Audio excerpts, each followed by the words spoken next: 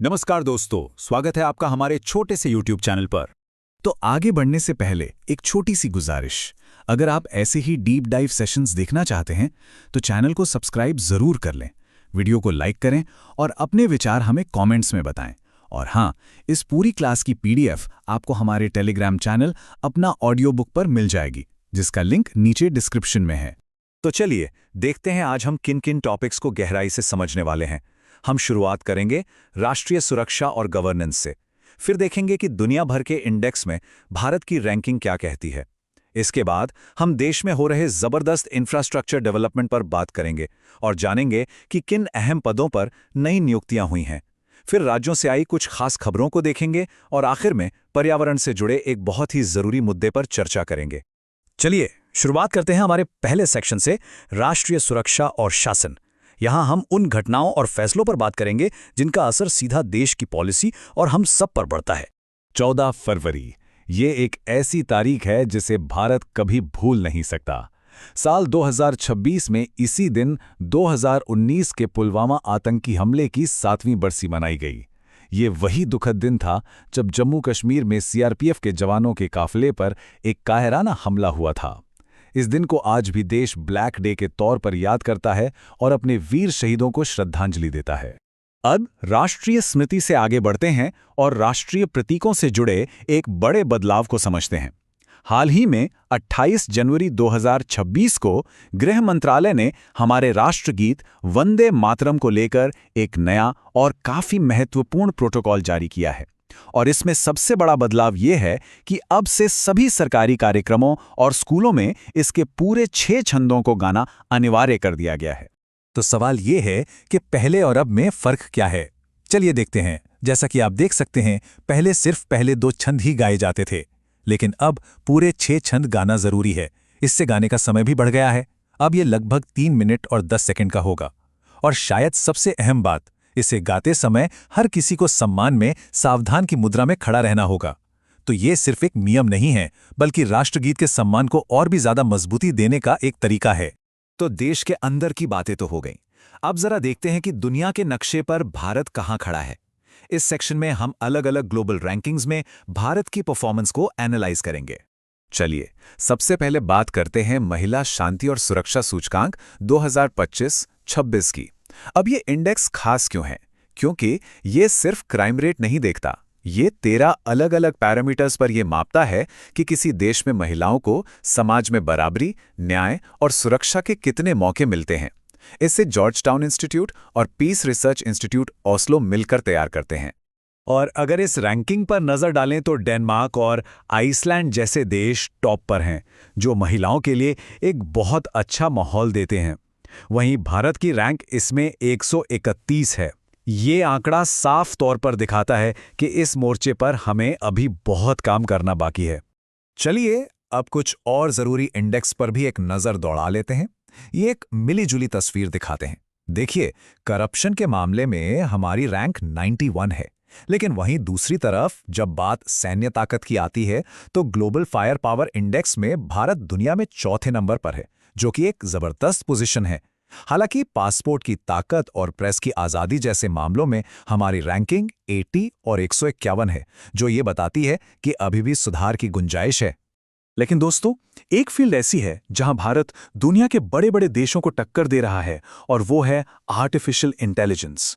जी हां, Stanford university की बहुत ही प्रतिष्ठित ग्लोबल AI वाइब्रेंसी रैंकिंग में भारत को 3रा स्थान मिला है। और रिपोर्ट के मुताबिक भारत का मजबूत डेटा इंफ्रास्ट्रक्चर और यहाँ के लोगों में जो एंटरप्रेन्योरियल माइंडसेट है, वो इस शानदार कामयाबी के पीछे की असली वजह है। अब बात करते हैं उन चीजों की जो किसी भी देश की तरक्की की रीढ़ होती हैं। सड़कें, पुल, मतलब इंफ्रास्ट्रक्चर और कनेक्टिविटी। आइए देखते हैं कि भारत इस दिशा में कौन कौन से बड़े कदम उठा रहा है। चलिए आपको सीधे ले चलते हैं पूर्वोत्तर भारत। असम में ब्रह्मपुत्र नदी पर कुमार भास्कर वर्मा सेतु का उद्घाटन हुआ है। और ये कोई मामूली पुल नहीं है। ये लगभग 3 किलोमीटर लंबा 6 लेन का एक इंजीनियरिंग मार्वल है, जो गुवाहाटी को नॉर्थ गुवाहाटी से जोड़ता है। क्या आप सोच सकते हैं, जिस सफर में पहले घंटों लगते थे, वो अब सिमटकर सिर्फ 7 मिनट का रह गया है। ये कमाल है। हाँ, तो इस पुल के बारे में बात करते हुए एक नया शब्द सामने आया, एक्स्ट्रा डोज्ड ब्रिज। अब ये सुनने में थोड़ा टेक्निकल लगता है ना? तो आखिर ये होता क्या है, चलिए समझते हैं। इसे बिल्कुल आसान भाषा में समझते हैं। मान लीजिए कि एक नॉर्मल गर्डर वाला पुल है और एक वो केबल वाला पुल जिसके ऊंचे ऊंचे टावर होते हैं। अब इन दोनों की टेक्नोलॉजी को मिला दें तो बन जाता है एक्स्ट्रा डोज्ड ब्रिज। इसमें टावर बहुत ऊंचे नहीं होते और केबल भी ज़्यादा सपाट एंगल पर होते हैं। ये डिज़ाइन इसे ज़्यादा मजबूत और किफ़ायती बनाता है।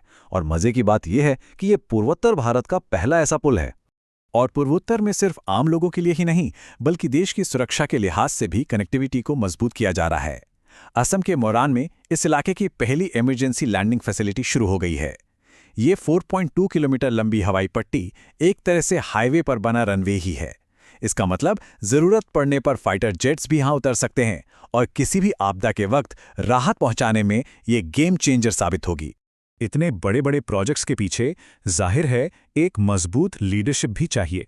तो चलिए देखते हैं कि हाल ही में कौन कौन से बड़े पदों पर नई नियुक्तियां हुई हैं और कौन सी नई पहले शुरू की गई हैं। और सबसे पहले एक बहुत बड़ी खबर, बैंकिंग की दुनिया के जाने माने नाम उदय कोटक अब भारत के एक बहुत ही एम्बिशियस प्रोजेक्ट गिफ्ट सिटी के नए चेयरमैन बनाए गए हैं। उन्होंने हसमुख अधिया की जगह ली है। आपको बता दूं कि गिफ्ट सिटी यानी Gujarat international finance tech city सिर्फ एक शहर नहीं है, ये भारत को दुनिया का एक बड़ा फाइनेंशियल हब बनाने का सपना है और इस सपने को हकीकत में बदलने की जिम्मेदारी अब उदय कोटक पर है। चलिए कुछ और अहम अपॉइंटमेंट्स पर भी एक नज़र डालते हैं। हेल्थ और डेवलपमेंट सेक्टर में अर्चना व्यास अब bill and Melinda Gates foundation की इंडिया कंट्री डायरेक्टर होंगी। वहीं पत्रकारिता के लिए एक ऐतिहासिक पल रहा जब Sangeeta Barua press club of India की पहली महिला अध्यक्ष चुनी गई।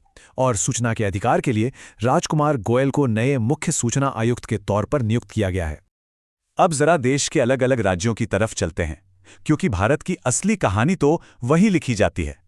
देखते हैं जमीनी स्तर पर क्या नया और खास हो रहा है। सबसे पहले बात केरल की, जहां से एक बहुत ही शानदार पहल सामने आई है, स्त्री सुरक्षा योजना। ये सिर्फ कोई पेंशन स्कीम नहीं है, ये सामाजिक सुरक्षा की एक मजबूत गारंटी है। इसके तहत 35 से 60 साल की उन बेरोजगार, आर्थिक रूप से कमजोर महिलाओं और ट्रांसजेंडर महिलाओं को हर महीने 1000 रुपये दिए जाएंगे, जिन्हें कोई और सरकारी पेंशन नहीं मिल रही है। ये उन्हें आत्मनिर्भर बनाने की दिशा में एक बहुत बड़ा सहारा है। अब चलते हैं आंध्र प्रदेश, जहां टेक्नोलॉजी का एक ऐसा इस्तेमाल हो रहा है जो शायद ही कहीं और देखा गया हो। वहां की विधानसभा में अब एमएलएस की अटेंडेंस लगाने के लिए एआई पर आधारित फेस रिकॉग्निशन सिस्टम का इस्तेमाल किया जा रहा है। इसका मकसद बिल्कुल साफ है, कोई किसी और की प्रॉक्सी ना लगा सके और यह पक्का हो कि हमारे चुने हुए प्रतिनिधि सदन की कार्रवाई में वाकई मौजूद हैं। और दोस्तों, अब आते हैं हमारे आज के विश्लेषण के आखिरी और शायद सबसे जरूरी हिस्से पर, पर्यावरण और संरक्षण। यहां हम बात करेंगे दुनिया के सबसे ज्यादा तस्करी किए जाने वाले एक बेजुबान जानवर को बचाने की एक अनोखी कोशिश के बारे में। ये कहानी है नागालैंड की, जहां संगतम समुदाय के एक संगठन यूनाइटेड संगतम लिकुमपुंजी ने एक बेजुबान जानवर को बचाने का बीड़ा उठाया है, पेंगोलिन को। उन्होंने भारत म्यांमार बॉर्डर पर इसकी तस्करी रोकने के लिए एक प्रस्ताव पास किया है। और ये इतना जरूरी क्यों है? क्योंकि यह बेहद शर्म की बात है कि शर्मीला सा दिखने वाला जीव पेंगोलिन आज दुनिया का सबसे ज्यादा तस्करी किया जाने वाला जंगली जानवर है। तो चलिए, आज का ज्ञान ध्यान हो गया। अब आपके लिए एक मजेदार सवाल। जैसा कि हम सब जानते हैं, हमारी अंडर 19 क्रिकेट टीम ने 6ठी बार वर्ल्ड कप जीतकर इतिहास रच दिया है। तो आपको बस ये बताना है कि फाइनल में उन्होंने किस टीम को हराया था। अपना जवाब नीचे कमेंट्स में जरूर लिखेगा। आज हमने देखा कि भारत कितने अलग अलग मोर्चों पर एक साथ आगे बढ़ रहा है, चाहे वो सुरक्षा के नए नियम हो, दुनिया में हमारी बदलती पहचान हो, या फिर जमीनी स्तर पर पर्यावरण को बचाने की कोशिशें। इन सब पर आपकी क्या राय है, हमें जरूर बताइएगा। और हाँ, इस क्लास की पीडीएफ के लिए हमारा टेलीग्राम चैनल @अपना ऑडियो बुक ज्वाइन करना मत भूलिएगा। मिलते हैं अगले सेशन में। धन्यवाद।